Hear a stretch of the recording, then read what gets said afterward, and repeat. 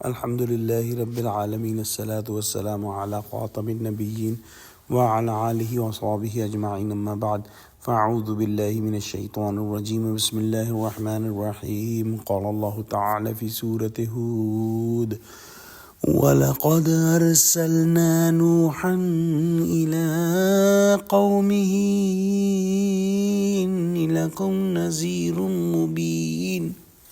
ترجمہ: اور ہم نے نوح کو ان کی قوم کی طرف بھیجا تو انہوں نے ان سے کہا کہ میں تم کو کھول کھول کر ڈر سنانے اور پیغام پہنچانے آیا ہوں۔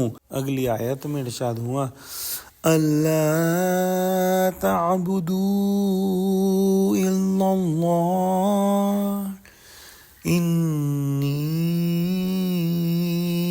اخاف علیکم عذاب یوم علیم۔ ترجمہ: کہ خدا کے سوا کسی کی عبادت نہ کرو، مجھے تمہاری نسبت عذاب علیم کا خوف ہے۔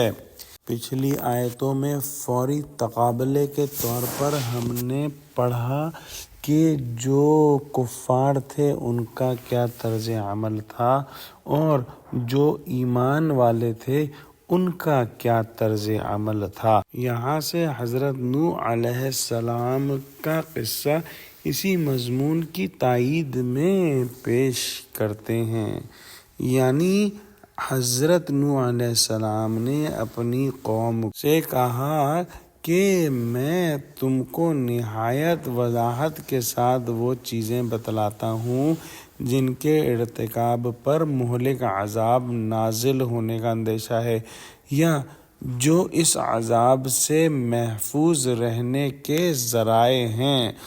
گویا جو نجات کا راستہ ہے وہ اور جو تباہی کا راستہ ہے وہ کھول کھول کر تم کو بتاتا ہوں۔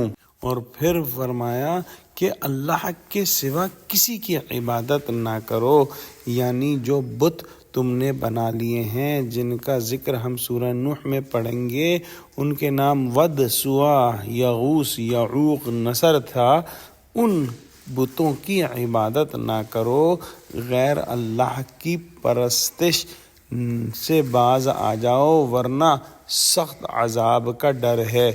دردناک دن سے مراد وہ دن ہے جس میں المناک اور درد انگیز حوادث کا وقوع ہو، مثلاً قیامت کا دن، یا پھر وہ دن جس میں حضرت نوح علیہ السلام کی قوم غرق کر دی گئی۔